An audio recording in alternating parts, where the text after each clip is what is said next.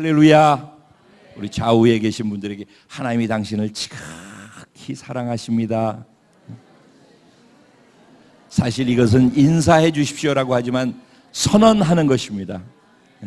하나님이 당신을 지극히 사랑하십니다. 네. 다시 한번 또 다른 분을 향해서 인사할 때 당신의 하나님은 살아계신 하나님이십니다. 인사해. 네. 저와 여러분의 하나님은 살아계신 하나님이신 줄로 믿습니다. 그 하나님이 지금 여기 계신 줄로 믿습니다. 오늘 그 하나님께서 우리를 사랑하시는 사랑의 음성을 말씀을 통해 함께 듣겠습니다. 은혜 받으실 하나님 말씀은 요한복음 5장입니다. 1절부터 18절까지의 말씀, 요한복음 5장 1절부터 18절까지 말씀이 되겠습니다. 제가 한 절, 여러분 한 절 교독하시고 마지막 18절 말씀은 한 마음 한 뜻 한 목소리로 함께 합독하도록 그렇게 하겠습니다. 제가 1절 먼저 시작합니다. 그 후에 유대인의 명절이 되어 예수께서 예루살렘에 올라가시니라.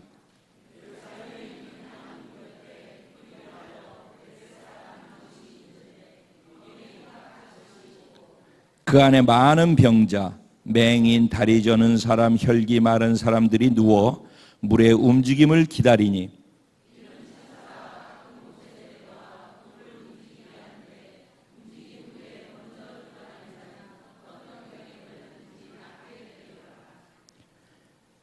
거기 38해 된 병자가 있더라.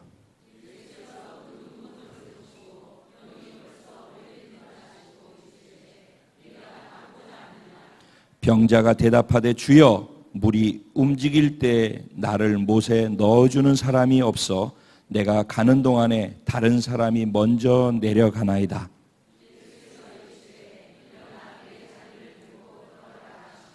그 사람이 곧 나아서 자리를 들고 걸어가니라. 이날은 안식일이니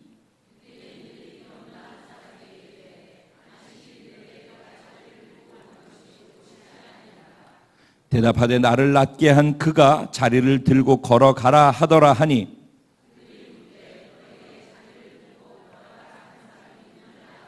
고침을 받은 사람은 그가 누구인지 알지 못하니 이는 거기 사람이 많으므로 예수께서 이미 피하셨음이니라.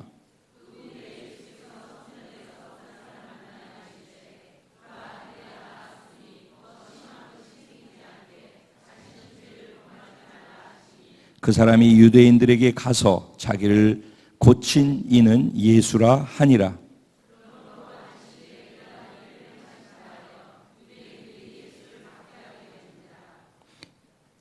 예수께서 그들에게 이르시되 내 아버지께서 이제까지 일하시니 나도 일한다 하시매 다 같이 유대인들이 이로 말미암아 더욱 예수를 죽이려자 한 이는 안식일을 범할 뿐만 아니라 하나님을 자기의 친아버지라 하여 자기를 하나님과 동등으로 삼으심이로라. 아멘. 오늘 이 말씀을 가지고 끊임없이 동하는 살아 움직이는 예배자 바로 당신입니다. 이런 제목으로 주시는 은혜를 함께 나누려고 합니다. 이 본문을 가지고는 9절까지만 딱 끊어서 예수님께서 병자를 그것도 38년 동안 낫지 않아서 절망 속에 빠져 있는 그 고통 속에 있는 병자를 어떻게 낫게 하셨는가, 그리고 그 예수님을 만나면 그런 놀라운 일들이 우리에게도 일어납니다. 이렇게 해서 다 은혜를 받고 할렐루야 하고 끝나면 가장 간단하고 좋습니다. 그러면 굉장히 사람들이 많이 모이게 되어 있습니다. 또 그렇게 말씀을 많이 들으셨을 것입니다. 제가 그런 얘기를 안 하자는 게 아닙니다. 그런데 왜 그런 본문의 내용이 그렇게 쓰여져 있는가 하는 것을 아는 것 또한 중요하다라는 것입니다. 그래서 내 듣기 좋은 것만 듣는 것을 넘어서서 주님이 왜 이렇게 말씀하고 계시며 요한이라고 하는 사람을 통해서 왜 이렇게 기록해 놓으셨는지 주님의 마음을 알고 그 마음을 따라가는 것이 더 건강한 신앙생활을 하는 것이라고 믿고, 저는 그렇게 해드릴 책임이 있다라고 믿고 있습니다. 들으실 때 쉽게 들으려고 하지 마십시오. 진지하게 집중해서 놓치지 않고 처음서부터 계속 들으려는 의지를 가져주십시오.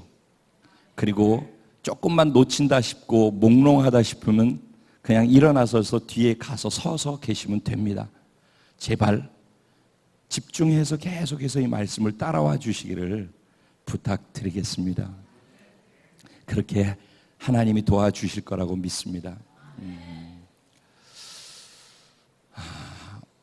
사람이 행복하고 불행하고를 결정하는 데는 여러 가지 요인이 있습니다. 아이들도 마찬가지고 어른도 마찬가지고 각자 나름대로의 행복의 기준이나 불행의 기준, 나는 불행해, 나는 행복해라고 하는 기준이 있을 수 있겠죠. 그런데 사실 그 뿌리로 들어가게 되어지면은 우리 이렇게 얘기합니다. 사랑하면 행복해요. 맞죠? 네, 사랑하면 행복합니다. 사랑에 빠지면 행복해져요. 사랑받고 있어도 행복하고 사랑을 하게 돼도 행복합니다.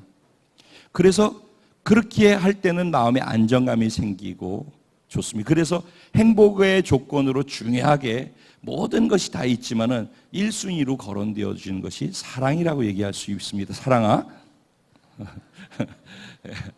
그런데 사랑한다라고 하는데 그 사랑을 유지할 수 있는 것 중에 중요한 것이 뭐냐면 신뢰라고 하는 것입니다. 믿음이라고 하는 것입니다. 서로 사랑하는데, 사랑하기 때문에 행복할 수 있는데, 사랑하고 있는데 한쪽에서는 사랑에 대해서 신뢰를 하지 못하는 것입니다. 사랑한다고 하는데 그걸 믿지 못하는 것입니다. 그러니까 사랑하면 행복하고 사랑을 받으면 행복하고 사랑을 하면 행복한 것인데, 내가 사랑하는데 저쪽에서 믿지 못하기 때문에 사랑이 아니라고 받아들인다는 것입니다. 그러면은 사랑이 제 1순위인 건 맞는데 그 사랑이 행복을 줄 수 있으려면은 그 사랑을 받아들일 수 있는 믿음이 있어야 되는데, 믿음이 없으면 아무리 사랑이 있어도 깨어진다는 것입니다. 그리고 더군다나 그리스도인들은 사랑보다 먼저가 믿음인 것입니다. 우리는 감정의 사랑을 이해하지만은 하나님께서는 믿음으로 사랑하는 거라고 말씀하시는 것입니다. 오늘 그래서 교제하는 것도 싸워서 조금 전에 기분 나빠서 집안에 우환과 어려움이 있어서 내가 지금 마음이 꿀쩍하고 어려운데 어떻게 사랑을 하고 교제를 합니까? 내 개인의 컨디션에 따라서 사랑이 됐다 안 됐다 그러는 것입니다. 그런데 그건 개인의 컨디션이 나하고 하나님은 그런 컨디션을 갖고 있는 나한테 너는 사랑이 있다. 내가 너를 구원했을 때 네가 구원받았을 그때 나의 사랑을 너희 안에 있게 했다라고 선언하고 있는 것입니다. 그러니까 예수님과 우리가 구원받아서 연합됐다라고 하면은 그 연합 안에는 우리가 없다고 생각하는 그 사랑도 들어와 있는 것입니다. 이제는 내 감정과 내가 느끼는 것으로 없으니까 없다라고 할 것인지, 그런데도 불구하고 그런 나한테 있다라고 하시는 하나님의 말씀을 믿고 있는 것으로 행동할 것인지의 문제인 것입니다. 그렇게 행동할 때는 메마를 수 있습니다. 그래서 사람들은 그거는 거짓으로 하는 거야, 거짓말로 위선으로 하는 것을 어떻게 받아들일 수 있으라고 생각을 합니다. 그런데 믿음으로 말씀에 순종해서 사랑의 행동과 표현을 믿음으로 하게 될 때 그 행동과 표현 안에 내가 없다고 생각하는 내 안에 감춰있던 하나님이 부어놓으신 사랑이 감정으로 솟아나게 되는 것입니다. 그래서 믿음이 바라는 것의 실상이 되는 것입니다. 분명히 내 안에는 없는데 내가 순종하고 믿음으로 행동하다 보니까 없다고 생각했던 내 안에 있었던 사랑이 표현되어지고 감정으로도 느끼게 되어지고, 그래서 아무 생각 없이 하라고 하니까 교제하고, 그래서 아무 생각 없이 안 왔는데 안고 있다 보면 눈물이 나고 이 사람을 향한 사랑이 마음속에서부터 우러나고 하나님이 이 사람에게 어떤 마음을 주시는지를 나눌 수 있는 것으로 깊게 더 깊은 사랑의 장소로 나아가게 되어지는 것입니다. 그래서 우리들에게 필요한 것은 사랑이지만 사실 사랑을 완성하는 것은 그리스도인들에게는 믿음인 것입니다. 그래서 그 사랑을 사랑되지 못하게 하는 것이 내 감정이나 내 느낌이나 내 기분이나 내 상처나 지금 내가 겪고 있는 상황이 사랑하라 하는데 사랑하지 못하게 만드는 요소인데, 그것을 크게 둘 것이냐 기준으로 삼을 것이냐, 그런 나를 향해서 너에게 사랑이 그럼에도 불구하고 있다라고 말씀하시는 하나님의 말씀을 기준으로 삼을 것이냐, 그것이 우리의 믿음이 되는 것입니다. 그게 믿음의 척도가 돼야 하는 것입니다. 이걸 전제로 오늘날 우리의 불행은 그러니까 신뢰의 깨어짐 때문입니다. 믿음을 가질 수 없는 구조 속에 살고 있기 때문입니다. 정부도 믿기가 어려워지고 기업도 믿기가 어려워지고 사실은 인간관계도 서로 믿기가 어려워지고 자식은 부모를 믿기가 어려워지고 부모는 자식을 형제를 믿기가 어려워지고 교회도 믿기가 어려워지고 목사도 믿기가 어려워지고 모든 것이 믿기가 어려워지게 되어 있는데 교회는 나와야 되고, 그러니 그 믿지 못하는 상황 속에서 펼쳐지는 그 환경 속에 주어지는 것들을 어떻게 받아들일 수 있으며, 그런데 어떻게 행복할 수 있는 조건이 형성되어질 수 있겠습니까? 그러니까 믿어주는 게 아니라 믿는 게 자기에게 유익이고 복이라는 것입니다. 내 감정이 이렇고 내가 생각할 때 이게 분명히 아니라고 확신하는 것은 나라는 것입니다. 그런데 그런 나를 향하여서 하나님이 말씀하시는 말씀이 진짜라는 것입니다. 이거를 정리해 놓고서 본문으로 들어가면은 좀 더 본문의 내용이 이해가 되어질 수 있으리라고 생각을 합니다. 오늘 본문은 지난주, 지지난주하고 다 연결돼서 이해를 하시면은 더 쉽게 이해를 할 수 있습니다. 기억을 계속 하고 계신지 모르겠습니다만은 그러리라고 믿고, 오늘 본문은 세 번째 기적입니다. 제가 말씀드렸죠, 지난주에. 요한복음은 예수님이 행하신 수많은 기적들이 있었는데 그 수많은 기적 가운데 딱 7개만을 뽑아서 요한복음에 예수님이 행하신 기적 7개만을 뽑아서 여기다 집어넣어서 기록해 놓았어요.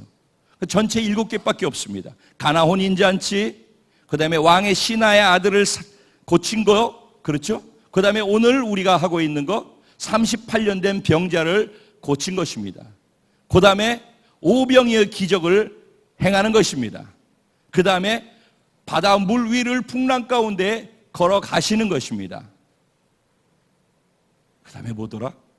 그 다음에 나사로를 살리기 전에 맹인으로, 날 때부터 맹인으로 있던 사람을 눈을 뜨게 해서 고치는 것입니다. 그게 6번째고 마지막 7번째, 죽은 나사로를 살리는 것.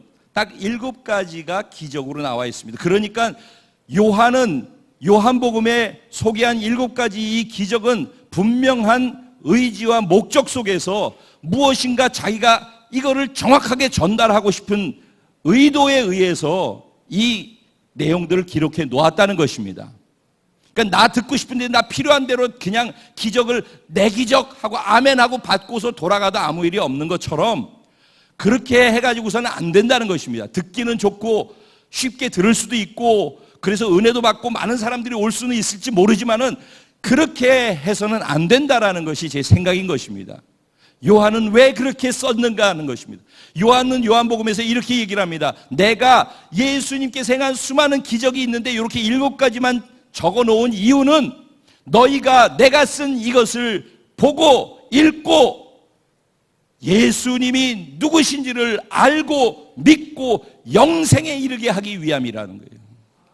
그러니까 요한의 관심은 영생에 있는 거예요. 영생에. 우리의 구원, 거듭남, 다시 태어남에 요한의 관심이 있는 거예요. 그러니까 이 모든 사건들과 그 기적들을 표현할 때 표적이라고 얘기를 합니다. 사인이라는 거예요. 사인 앤 원더라고 얘기를 합니다, 영어로. 그게 사인이 무엇입니까? 여러분 차 타고 운전하다 보면은 여기 사인판 나오죠? 그 사인이 무엇입니까? 가다 앞에 있으면은 만약에 가다 저희 집이 그 이사를 가가지고 저 용당동 쪽으로 이사를 갔는데 그 순천 산단 쪽으로 가다 보면은 이쪽으로 소방소 이렇게 써 있는 간판이 있습니다. 사인판이. 그러면 제가 그 사인판을 보고 좌측으로 붙어가지고 깜빡 켜고 있다가 그리고 좌회전 하겠죠. 그래서 무엇을 보고 하는 거죠? 사인판을 보고 하는 것입니다. 그러니까 표적, 기적으로 나타나는 이 7가지는 사인판이라는 것입니다. 이 사인을 보고서 좌회전 깜빡이를 켰으면 좌회전해서 들어가라는 얘기입니다. 무엇으로 들어가라고? 예수가 메시아다. 예수가 유일한 구원자다. 다른 이로는 너에게 구원받을 만한 이름을 주신 적이 없느니라. 너희가 믿음으로 영생에 이르느니라. 무엇을 믿음으로? 예수가 그리스도 구원자라는 사실을 믿음으로 너희가 영생에 이르게 된다라는 사인판을 세워놓은 게 기적이라는 말입니다. 그러니까 요한복음에서 지금 우리가 보고 있는 이 기적들은 기적에 초점이 있는 것이 아니라 기적을 통해서 내가 진짜 하나님의 아들 메시아 구원자 맞으니까 내 말을 따르라, 그 얘기를 하는 거란 말이죠. 근데 따르라 해서 따르려고 그랬는데 이렇게 얘기하는 거예요. 나를 따르려거든 자기를 부인하고 자기 십자가를 지고 나를 따를 것이니라.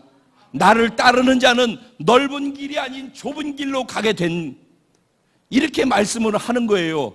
그러니 거기서 이제 스트레스가 오고 브레이크가 밟히고 그래서 그냥 직진하는 거예요. 사인판에서 좌회전하라고 그러는데 이게 우리의 신앙생활에 있어서 큰 고뇌인 것입니다.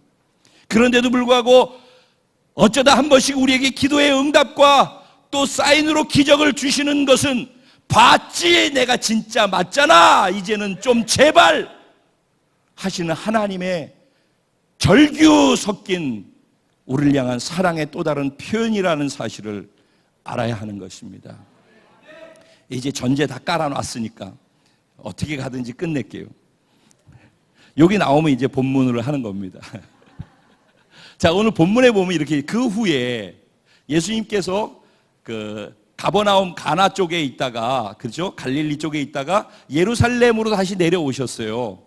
그 명절이라서 이제 조금 있으면 추석이라 우리도 이동을 하죠. 예수님도 명절이 돼서 예루살렘 성전에 가서 예배를 드리기 위해서 성전으로 가시려고 하는데 본문에 보면 뭐라고 돼? 양문 곁에, 예루살렘 성전으로 들어가는 양문 곁에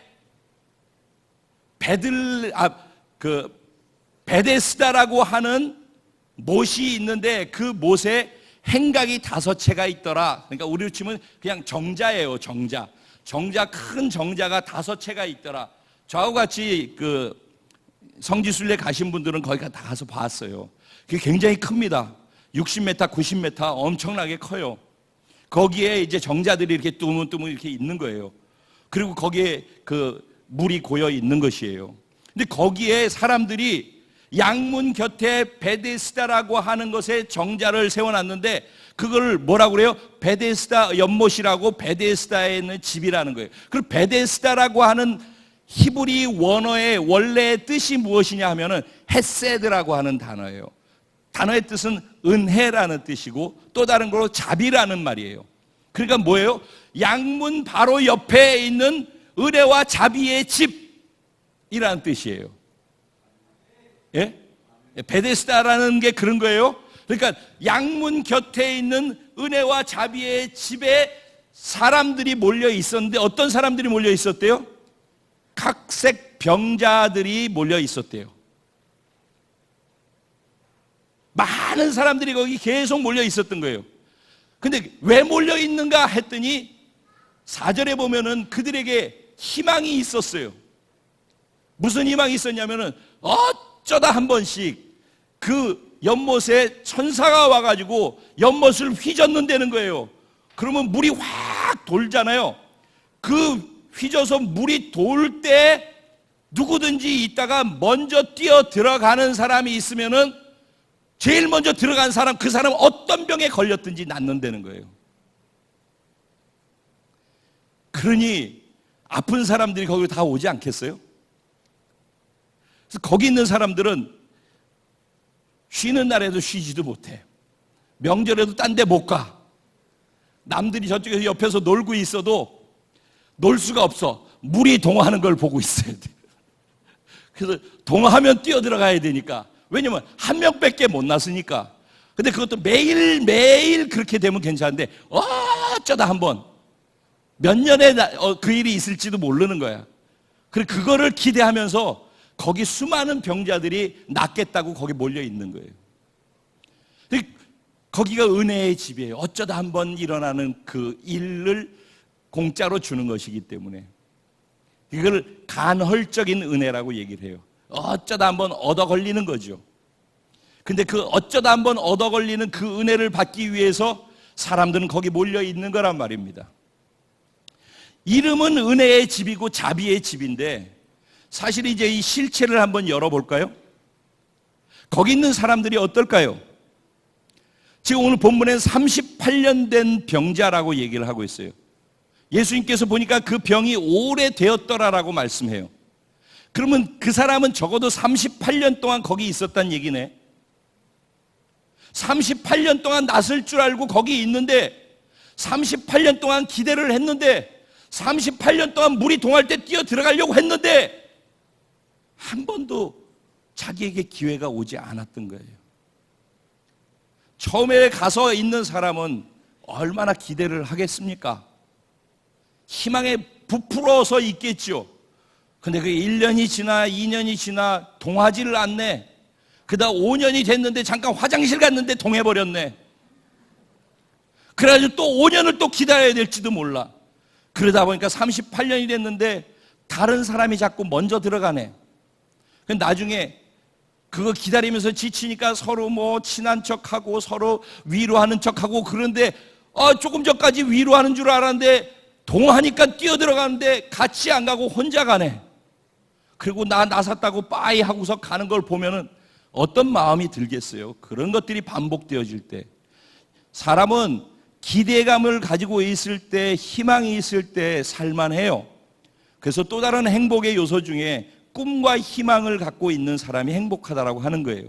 근데 이런 일들이 반복되어지면은 꿈이 사라지게 돼요. 그리고 반복해서 하면 이거는 기대해도 되어지지 않는 것이야 라는 그런 상실감과 포기하게 되어지는 마음이 생겨나게 됩니다. 그런데도 그럼 왜 거기 있을까요? 그거 말고는 길이 없으니까요. 그것밖에 아는 게 없으니까요. 다른 데 치료할 수 있는 길이 없으니까요. 그냥 그래도 어쩌다 한번 걸릴 수 있을까 하는 막연한 기대감 때문에 그냥 거기 있는 것 뿐이거든요. 이게 베데스다 못 은혜와 자비의 집이라고 하는 곳의 모습인 거예요. 그런데 예수님께서 거기에 나타나신 거예요. 양문으로 들어가시면은 성전으로 가는 것인데 예루살렘 안으로 양문으로 들어가시지 않고 양문 곁에 베데스다 집으로 오신 거예요. 그래서 그분이 뭘 하셨냐면은 이렇게 많이 지금 사람이 있잖아요. 많이 사람이 있는데 이렇게 보다가 우리 예원이를 본 거야. 예원이가 제일 이쁘네, 내 마음에 드네. 그래서 예원이한테 다가가가지고선 예원이한테 복을 준 거예요. 말하자면 이런 거란 말이에요. 여기 다 있는데 얼마나 많은 사람들이 있어요. 근데 왜 그 38년 된 병자에게 갔을까요? 예수님께서 가셔서 보시고 아셨더라 그랬어요. 그 많은 사람들이 있었는데 예수님은 그 사람을 아신 거예요. 그 사람을 보신 거예요. 그리고 그 사람에게 말씀하신 거예요. 그 많은 사람 가운데 왜 이 사람을 선택했을까요? 그럼 왜 예수님은 수많은 사람들을 다 동시에 안 고쳤을까요? 왜 그 수많은 사람들은 예수님이 치료하시는 분이신데 동시에 다 고침받을지어다 했으면 됐을 터인데, 그랬으면 더 유명해졌을 텐데 왜 한 사람만 했을까요? 그게 아까 제가 선에 미리 말씀드렸던 내용의 의미하고 예수님의 목적이 따로 있기 때문입니다. 그 중에 가장 최악의 상태인 사람, 육체의 병 때문에 마음상에 있는데 세월이 가면서 38년이 되면서 육체의 병보다 더 무서운 병, 마음의 병이 걸렸어요. 그래서 예수님께서 네가 낫고자 하느냐라고 했을 때 네? 이래야 되잖아 원래. 근데 네가 아니라 다른 사람들이 물이 동할 때 나를 데려다 줘야 되는데 데려다 줄 사람이 없어서 내가 여태까지 38년을 이렇게 있어요. 한 맺힌 절규를 얘기하는 겁니다. 다른 사람들 때문에 이 안에 맺혀 있는 거죠. 그러니까 육체의 병 이전에 그 입에서 육체의 병 낫고 싶냐라고 했더니 육체의 병에 대한 얘기가 아니라 마음의 병을, 증상을 얘기하고 있는 거예요. 나는 마음이 이렇게 아파요. 몸뚱아리 아픈 것보다 더 깊은 문제는 마음의 병인 것입니다. 내 마음이 아파서 견딜 수가 없어요. 이 상처, 사랑하는 척하고 뒤에 가서는 자기 유익대로 다 움직이는 그런 모습 보면서 내가 저 사람들을 사랑할 수가 없어요. 저 사람들을 사랑한다라고 하는 그 표현을 받아들일 수가 없어요. 내가 신뢰할 수 있는, 내가 믿을 수 있는 요소가 아무것도 없어요. 그 절규인 것입니다. 마음의 병이 있는 것이죠. 예수님은 육체의 병 38년 동안 거기에 마음의 병에 골병 들어있는 사람에게 찾아오셨어요. 그리고 그는 이제 곧 죽음을 눈앞에 둔, 정말 죽을 위기에 처해 있는 가장 최악의 어려운 조건을 가지고 있는 사람이었을 것입니다. 샘플로 그 사람을 선택한 것입니다. 그리고 예수님은 그를 통해서 하시고자 하는 예수님의 말씀이 있었던 것입니다. 무엇에 대해서 예수님은 얘기하고 싶을까를 본문으로 계속 얘기를 해보면 아까 서두에 미리 깔아놓은 그거하고 연결이 되어진다는 것입니다. 자, 베데스다 모세에서 일어나는 이 현상은요, 그거 아니고선 길이 없다라는 생각 속에 살고 있는 사람들의 모습입니다. 그 패턴이라고 하는 것입니다. 사고체계, 관념이라고 하는 것입니다. 여기에 아니고서는 나설 길이 없다, 이 방법 아니고선 길이 없다라고 생각하는 것입니다. 분명히 은혜라고 얘기하고 자비라고 얘기하고 낫는다라고 얘기하는데 사실을 진행하다 보면은 은혜가 아닙니다. 경쟁입니다. 금메달밖에 방송을 안 해주는 것처럼 1등 아니면은 거기 가서 낯선 사람 아니면 스포트라이트가 비춰지지 않는 것입니다. 그러면 1등 해가지고 낯선 사람만 매스컴을 타는 것입니다. 경쟁 사회이죠. 은혜가 아닙니다.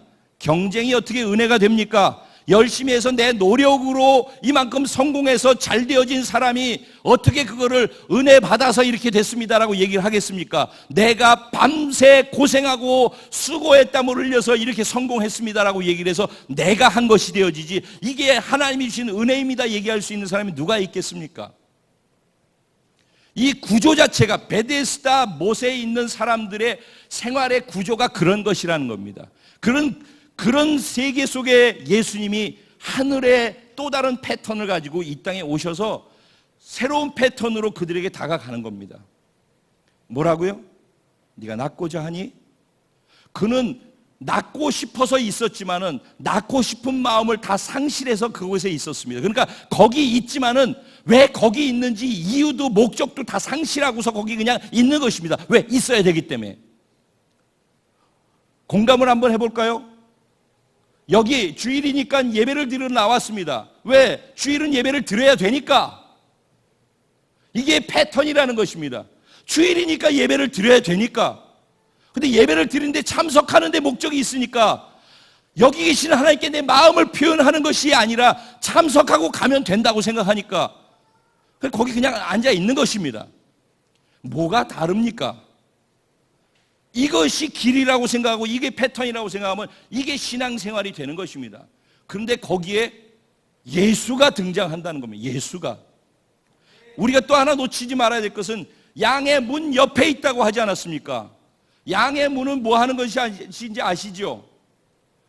우리 개개인들이 죄를 지었을 때 우리의 죄를 사하기 위해 내 대신 죽어가야 될 양을 끌고서 들어가는 문이 양의 문입니다. 그러니까 그 문으로 양이 끌려 들어가서 거기서 나의 임창표의 죄 때문에 피를 뿌리고서 죽는 것입니다. 그 양이 죽음을 통해서 임창표의 죄를 사함받는 것입니다. 그렇게 되는 일들을 위해서 양은 그 양의 문을 통과해서 들어갔던 것입니다. 그러니까 양은 우리를 속죄하는 속죄의 제물인 것입니다. 그 속죄 제물이 들어가는 양의 문 옆에 이미테이션, 거의 진짜 같은 가짜, 그게 무엇일까요? 율법인 것입니다. 율법은 우리를 구원합니다. 다 지키면. 근데 문제는 그 율법을 지킬 수 있는 사람이 인류 어느 누구도 없다는 것입니다. 모든 사람이 하나님 앞에서 죄를 범하였음에 하나님께 이르지 못하더니, 인류는 아무도 죄 없는 사람이 없는 것입니다. 1000가지 만가지 죄를 지어도 한 가지 죄 지은 사람이 있다면 그 한 가지 죄 때문에 구원을 못 받는 것입니다. 율법은 그런 것입니다. 율법은 그러니까 다 지키면 구원을 받지만은 한 가지만 못 지켜도 구원을 못 받게 되는 것이 율법인 것입니다. 그래서 자기 의리를 갖고 나는 이렇게 하는데 너는 왜 그렇게 해? 라고 얘기하는 사람, 먼저 앞서 달려가서 물속에 들어가는 사람은 꼭 그렇지 못한 사람을 지적하고 자기 공로를 세우게 되는 것입니다. 이게 베데스다 연못의 상황과 그렇게 살아가는 패턴, 율법의 패턴으로 사는 사람들의 모습인 것입니다. 그런데 그 양의 문 곁에 누가 왔습니까? 양 되신 예수님이 오신 것입니다. 양의 문 옆에 율법을 가지고 구원 얻을 수 있다고 해서 거기에 희망도 없고 구원도 없는데 수천 년 동안 그걸 바라보고 사는 사람들에게 양이 직접 되셔서, 은혜의 집이 아니라 은혜가 직접 실체로 오셔서 그에게 직접 그 자리에서 구원을 주고 계신 것입니다. 이게 본문의 핵심인 것입니다. 그리고 내가 곧 길이다, 내가 진리다, 내가 생명이다, 나로 말미암자고서는 아버지께 갈 자가 없다. 내가 구원자 메시아다.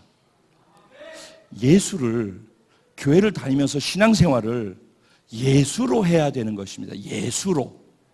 신앙생활을 교회의 전통으로 하지 마시고 예수로 해야 되는 것입니다. 구원도 예수로 받아야 되고 구원받은 삶을 살아가는 것도 예수를 통해서 해야 되는 것입니다. 무엇으로 그렇게 할 수 있습니까? 오직 믿음으로만 할 수 있다는 것입니다. 믿음으로만. 자, 그렇게 돼서 절망 속에 있는 그에게 예수님이 오셔서 기대감을 갖고 있지만 기대감을 상실하고, 그런데도 다른 선택이 없어서 거기 있는 그 사람에게 내가 낫고자 하느냐? 이 말은 무슨 말입니까? 너는 여기 있는데 낫고자 하는 의지가 없구나. 넌 여기 도대체 왜 앉아 있는 거니? 여기서 말씀을 듣고서 네 말씀, 내가 전한 말씀대로 변화되려고 여기 앉아 있는 거니? 뭔가 내 말씀에 어떤 생명력을 가지고 너를 바꿀 수 있다라는 기대감을 갖고 있는 거니? 아니면 반복되어지는 시간 속에서 예배는 드리고 있고 앉아는 있는데 그냥 앉아 있는, 그냥 왜 앉아 있니? 근데 너 정말 이 말씀을 통해서 변화되고 싶니? 정말 낫고자 하느냐? 새롭게 그 안에 잠자고 있던, 죽어 있었던 꿈과 그가 생각하고 있었던 내면에 있는 것, 기대감, 희망을 일깨우시는 하나님의 일성인 것입니다. 네가 낫고자 하니? 그 사람의 의지를 다시 건드리는 것입니다. 너 처음에 여기 왔던 그 마음처럼 정말 낫고자 하니? 근데 이 패턴, 이 율법과 이 패턴 안에서는 나을 수 있는 길이 없단다. 나을 수 있는 길이 여기 있어. 내 자리를 들고 일어나 걸어라. 나을 수 있는 길은 어디에 있는지 아십니까? 물이 동하거나 천사가 움직이는 것을 통해서 낫는 것이 아니라 그냥 예수님의 말씀을 메시아의 말씀으로 받고 그대로 반응하고 순종하면 그렇게 되어지는 것입니다. 그러니까 예수가 해답이라는 것입니다. 예수가 메시아라는 것입니다. 그러니까 물이 동하기를 기다리고 앉아서 38년이 있어도 아무 일이 없는 것이고, 천사가 오기를 기다리고 있어도 아무 소용이 없는 것이고, 어쩌다 한번 간헐천에 물이 동하더라도 어떤 일도 자기에게는 일어날 수 없는 거라는 사실을 모른다는 것입니다. 근데 답은 예수를 만날 때, 예수를 생명과 메시아로 인정하고 받아들일 때, 그때부터 그분의 말씀대로 반응하고 순종할 수 있게 되고, 그 순종하는 믿음을 통해서 내 생각이나 내 조건이나 내 감정을 넘어서서 말씀대로만 반응하고 순종할 때 하나님 우리의 반응과 그 순종을 통해서 하나님의 말씀을 성취하고 이루어 가시는 것입니다. 그래서 순종하는 사람을 통해서 하나님이 드러나는 것입니다. 하나님의 모습이 나를 통해서 표현되어지는 것입니다. 그래서 사랑할 감정이 없는데 사랑을 표현할 때 순종으로 내가 그리스도의 편지가 되어지는 것입니다. 나를 통해 그리스도를 보여주게 되는 것입니다. 이게 성경에서 얘기하는 다 원리들인 것입니다. 그래서 이 사람은 그렇게 했어요.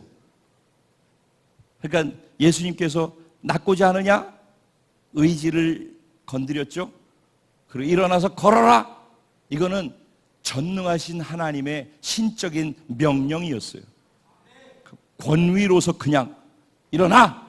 낫는다는 얘기예요. 그러니까 낫게 하겠다라는 완전한, 하나님은 결정 내렸고 그 의지를 가지고 선언하신 거라고요.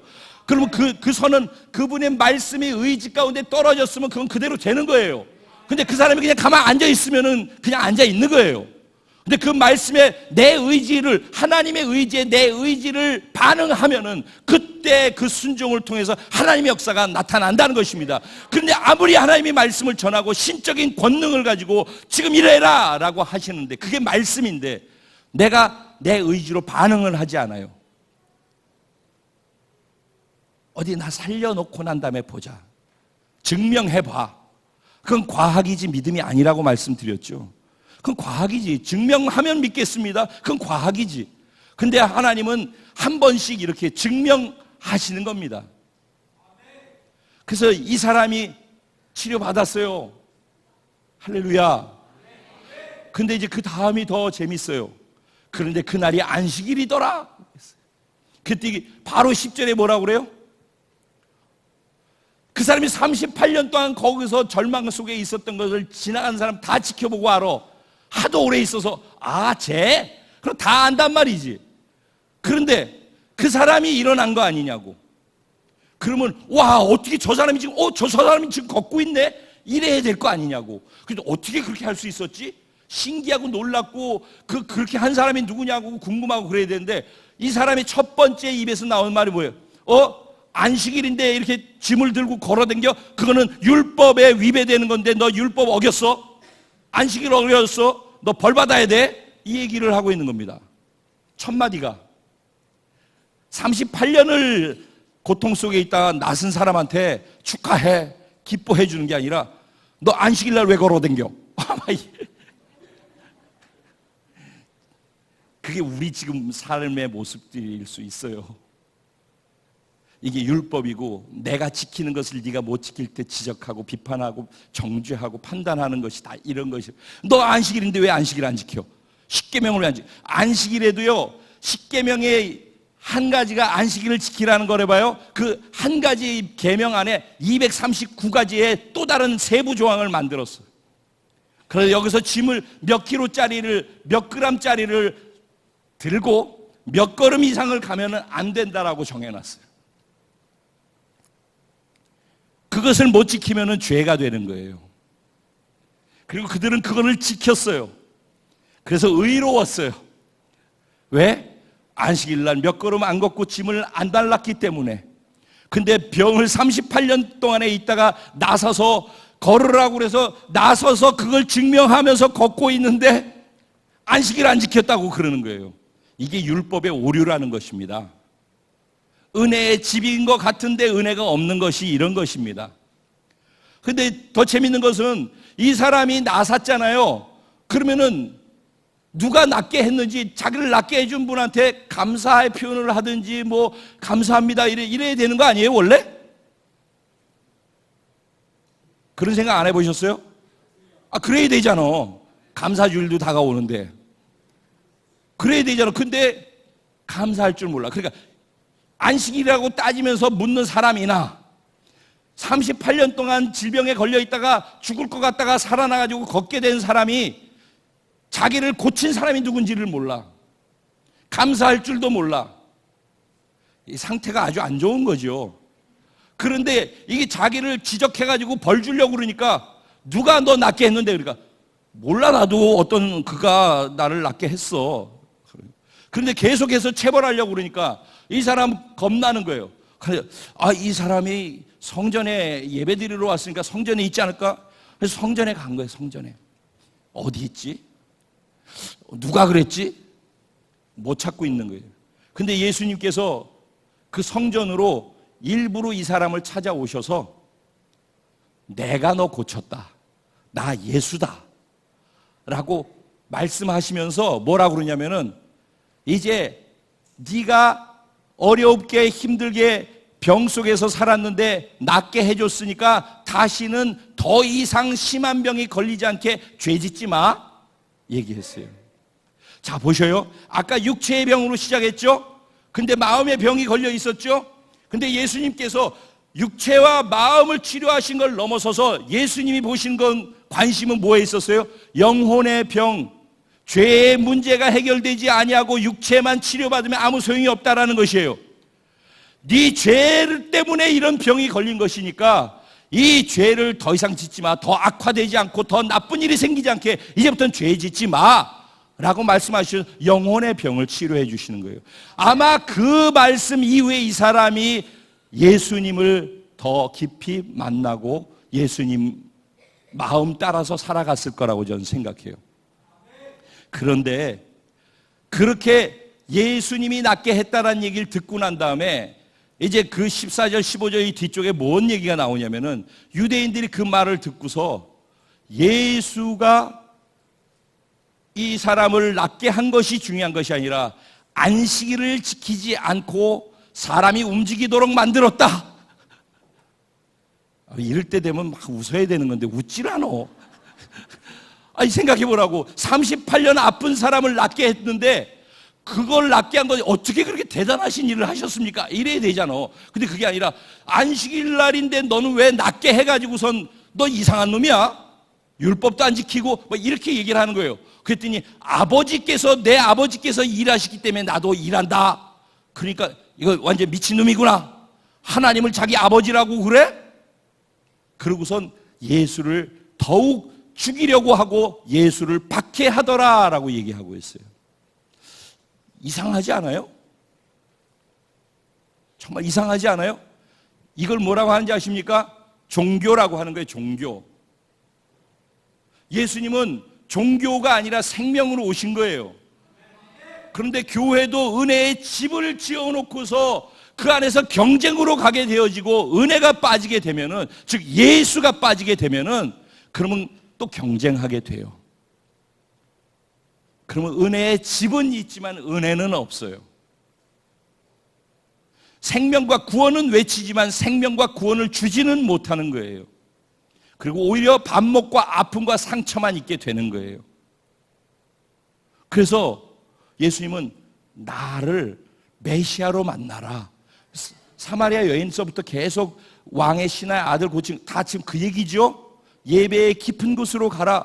유대인인 예수로 만나지 말고 교사로서 예수님으로 배우려고만 하지 말고 지식 얻어가지 말고 여기 와서 선지자로서 해서 기적이나 경험하고 깨달음을 갖고 감동하는 다 한 번에 간헐적인 천사가 동하는 그런 은혜로 만족하지 말고 예수를 만나라. 예수를 메시아로 만나라. 어떻게 하면 예수를 메시아로 만날까요? 예수를 메시아로 만날 수 있는 유일한 사람은 누군지 아십니까? 절대 절망을 경험한 사람이에요.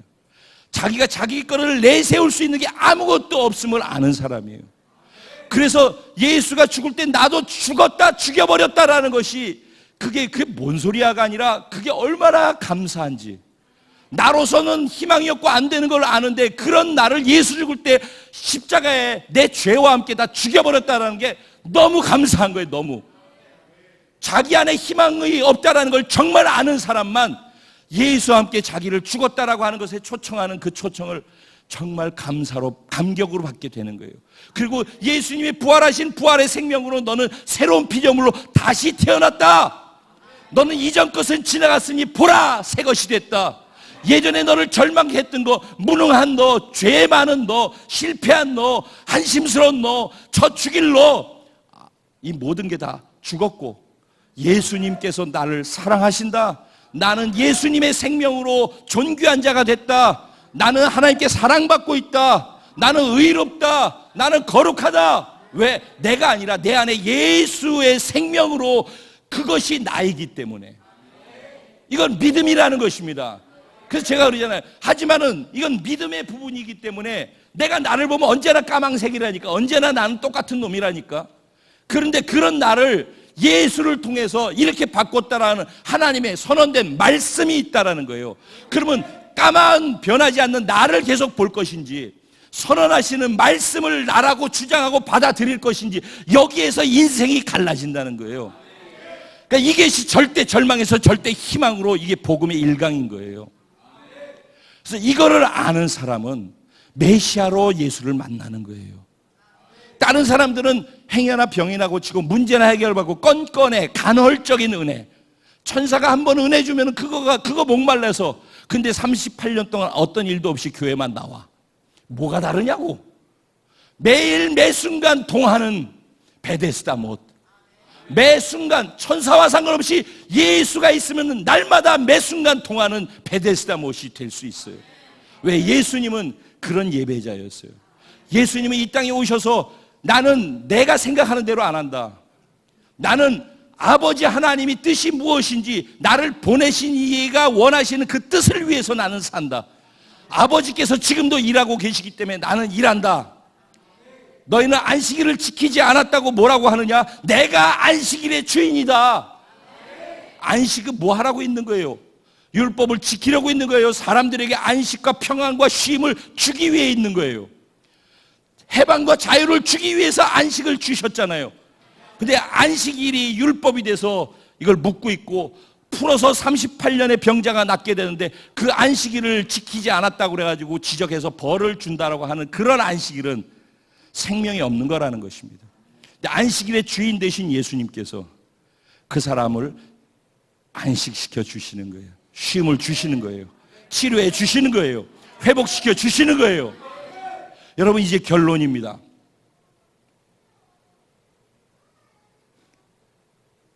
율법의 패턴으로 사는 사람이 은혜의 패턴으로 사는 것으로 패턴이 바뀌어야 되는 거예요. 패러다임이 바뀌어야 돼요. 은혜의 패러다임으로 패러다임 쉬프트, 대전환을 해야지만 신앙생활을 올바로 할 수가 있어요. 예수로만 가능하다고요. 십자가를 통해서만 가능하다고요. 보셔요. 예수는 어떻게 은혜를 주셨는지. 예수님이, 결론입니다. 예수님이, 잘 들어, 이게 여러분 개개인을 향한 하나님의 은혜예요. 지금 우리가 여기 베데스다 못에서 희망 없이 계속 왔다 갔다 교회만 참석하고 있는 사람이라 한다면은 그 사람에게 찾아오신 거예요. 지금 오늘 저에게, 여러분 한 분 한 분에게, 여러분이 지금 38년 동안 해결하지 못한 문제가 여러분 안에 있어서 그것을 해결받기 위해서, 그런데도 희망은 없으면서도 그냥 여기 앉아있는 사람들이 있다면 바로 그 사람들을 위해서 예수님이 여기 찾아오셨다는 것입니다. 예수님이 여기 오신 것이 은혜인 거예요. 그들에게로 가지 않고 성전으로 들어가실 수 있었어요. 근데 그들에게로 오신 거예요. 그리고 나를 보시고 계신 거예요.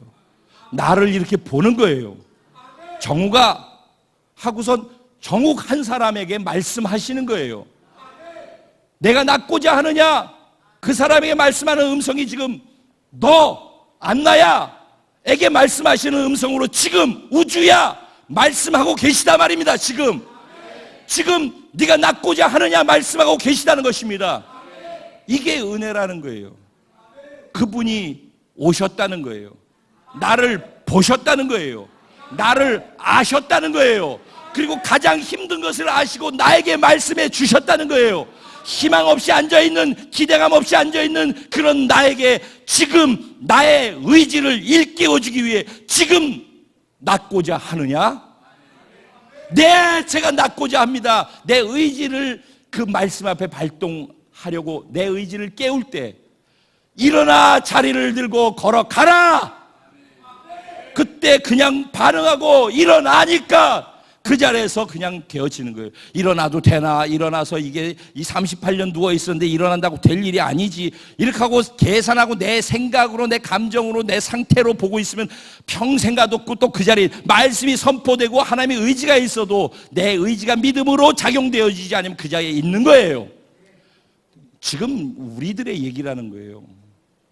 근데 그 사람이 중요한 건 찾아올 만한 사람이었냐는 거예요. 최악의 상태에 있는 사람, 마음까지 병들어 있는 사람, 병을 고쳐도 감사할 줄 모르는 사람, 그리고 고쳐준 사람이 누군지도 모르는 사람, 그리고 자기 혼날까봐 그 사람 어딘지 찾아가지고 예수가 나 치료했어요 라고 얘기해야 하는 그런 사람, 찌질이 중에 찌질이. 근데 예수님은 그 사람이 그렇게 낫게 해주면은, 그리고 성전 가서 내가 치료했다라고 얘기까지 해줬는데, 그렇게 얘기해주면 다 알게 돼가지고 사람들이 자기를 미워하고 박대하고 죽이려고 할 거라는 걸 예수님 몰랐을까요? 아셨을 거라고. 이게 중요한 거예요. 지금 예수님은 자기가 치료해주고 굳이 가서 내가 너 치료해줬다라고 성전에 그 사람을 찾아가서까지 알려주게 되어지면은, 그러면은 유대인들이 자기를 핍박하고 죽이려고 할 거라는 걸 아셨다는 거예요. 그러니까 이 찌질이 한 사람을 구하기 위해서 자신을 죽음으로 넘기우는 과정, 결국 이게 여기 십자가가 보이는 거예요. 이걸 은혜라고 하는 거예요. 은혜.